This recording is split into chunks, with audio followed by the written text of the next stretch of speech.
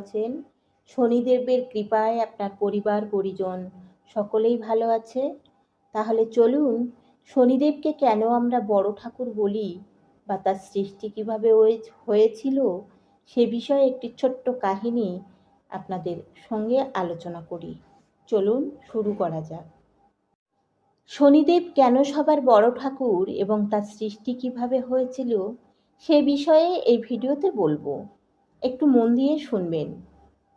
সবার বড় ঠাকুর শনিদেবের সৃষ্টি বিশ্ব ব্রহ্মাণ্ডে যখন কোনো কিছুই ছিল না, যখন শুধু ত্রিদেব যেমন ব্রহ্মা বিষ্ণু মহেশ্বর আর সকল দেবদেবী ও অসুরগণ ছিলেন, কিন্তু তখন শুধু স্বার্থের জন্য দেবাসুরের যুদ্ধ হতো। একসময় এই দেবাসুর যুদ্ধ এমনভাবে প্রকট হয়েছে তা অবিস্মরণীয়। শেষে সেই যুদ্ধের সমাপ্তির জন্য স্বয়ং মহাদেবকে আসতে হলো। মহাদেব নিজের কৌশলে এই যুদ্ধের সমাপ্তি করেন।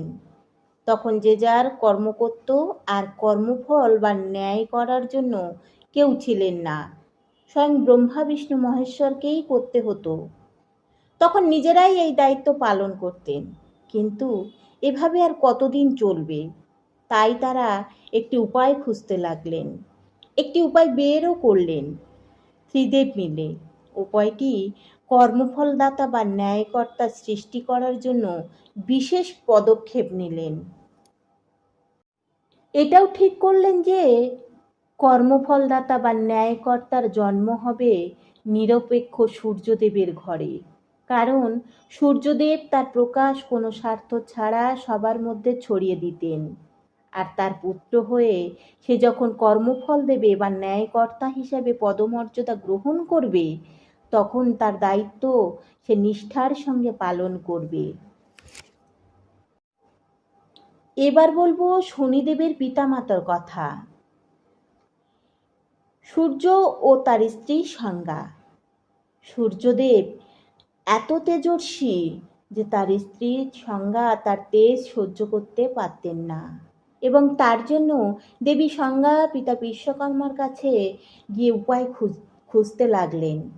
বিশ্বকর্মা একটি উপায়ও বললেন, কিন্তু বিশ্বকর্মা যে ঔষধির উপায় বলে দিলেন তার সংজ্ঞাকে দিতে রাজি হলেন না।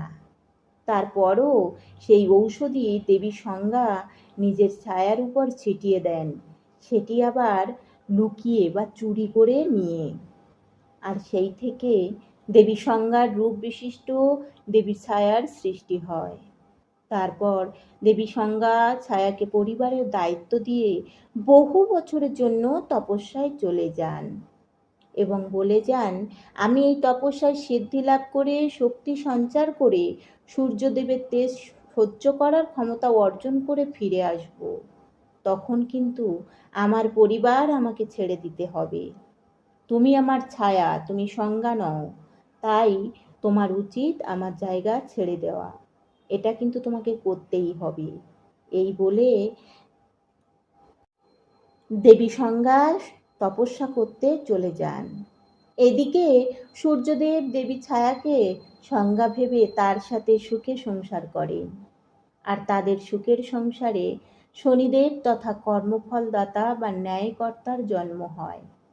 শনিদেবের জন্ম হওয়ার পরপর সূর্যদেব শনিদেবের রূপ দেখে চমকে ওঠেন এবং পুত্র বলে অস্বীকার করেন। বলেন, আমি সূর্যদেব, আমার তেজ কত, আমি তেজস্বী, আর আমার পুত্র এমন মলিন, এ কখনোই আমার পুত্র হতে পারে না। এবং অভিশাপও দেন, যদি কোনোদিন সূর্যের আলোয় আসে তাহলে পুড়ে ছাই হয়ে যাবে। ঠিক তখন থেকেই শনিদেবের ন্যায় কার্য শুরু হয়। প্রথমেই নিজের পিতার ন্যায় বিচার করেন। সূর্যদেব তার মাতা ছায়াকে অপমান করেন, পুত্রকে নিজের সন্তান বলে মেনে নেন না, তাই সূর্যদেবের উপর গ্রহণ লাগিয়ে দেন। অনেক কষ্টে সূর্যের তেজের হাত থেকে শনিকে রক্ষা করে লালন পালন করতে লাগলেন দেবী ছায়া। সেই থেকে সূর্য ও ছায়াদেবীর পুত্র নামে পরিচিতি পায়। তার অগ্রজ হলেন ধর্মরাজ যম ও ভগিনী যমুনা। শনিদেব কর্মফলদাতা ও ন্যায়কর্তা হলেও তার শ্রদ্ধা ও মহিমা অপরিসীম। স্বয়ং বিশ্বকর্মা ছিলেন শনিদেবের দাদাশ্রী, তার মাতার পিতা। ওনার কাছ থেকে সকল প্রকার অস্ত্রশিল্প বা অস্ত্রশিক্ষা শনিদেব পেয়েছিলেন। ওনাকে খুবই শ্রদ্ধা করতেন আর ভালোবাসতেন। এদিকে অসুরগুরু শুক্রাচার্য শনিদেবকে নিজের পথপ্রদর্শক হিসেবে বিবেচনা করতেন। সেজন্য তিনি অসুর হলেও কখনো কারোর ক্ষতি করতেন না। সেজন্য দৈত্যগুরু শুক্রাচার্যকে শনিদেব খুবই শ্রদ্ধা করতেন। দেবগুরু বৃহস্পতি ছিলেন সর্বশ্রেষ্ঠ জ্ঞানী, কিন্তু শনিদেব তার থেকেও বেশি জ্ঞানী ছিলেন। তারপরও শনিদেব তাকে গুরু হিসেবে শ্রদ্ধা ও সম্মান করতেন। এটা ছিল সকলের প্রতি তার শ্রদ্ধা ও মহিমা। শনিদেব অষ্টসিদ্ধি শিক্ষা লাভ করার পরও তার কোনো অহংকার ছিল না। তিনি সবসময় নিরপেক্ষ চিন্তাধারা নিয়ে কাজ করতেন। নবগ্রহরাজ শনিদেব গ্রহদের মধ্যে অন্যতম গ্রহ, কিন্তু তিনি কর্মফল দাতা ও ন্যায়কর্তা হিসাবে সবার বড় ঠাকুরও বটে।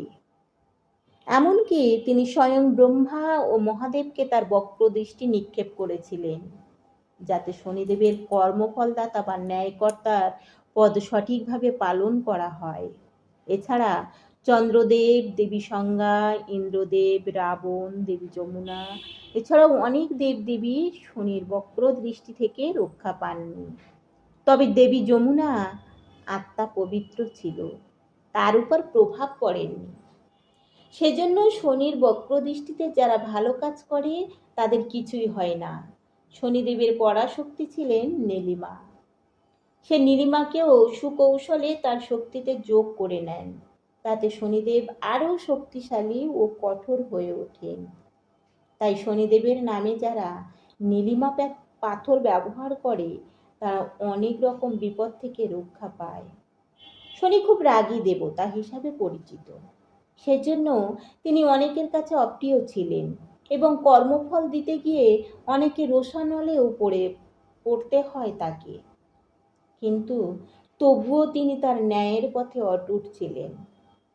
অনেকে মনে করেন শনির বক্রদৃষ্টি খুবই খারাপ, আর যে তার বক্রদৃষ্টিতে পড়ে সেই ধ্বংস হয়ে যায়। বলতে গেলে শনির বক্রদৃষ্টি খারাপ হয়। যে ব্যক্তি ভালো কাজ করে শনির বক্রদৃষ্টি তার কোনো ক্ষতি করে না, আর যে ব্যক্তি খারাপ কাজ করে শনির বক্রদৃষ্টি তার ক্ষতি করে আর সেই ব্যক্তিকে সঠিক পথে নিয়ে আসে। শনিদেব ন্যায় কর্মের জন্য অনেকের কাছে তিনি ভয়ঙ্কর দেবতা। যারা তার সঠিক পথ চিনতে পেরেছে তারা কখনো অন্যায় পথে যায় না। শনিদেবকে অন্যদিকে মহাদেবের আরেক রূপ বলে বিবেচনা করা হয়। সেজন্য শনিদেবকে যুগে যুগে ঘরে ঘরে পূজা করা হয়, তার আরাধনা করা হয়।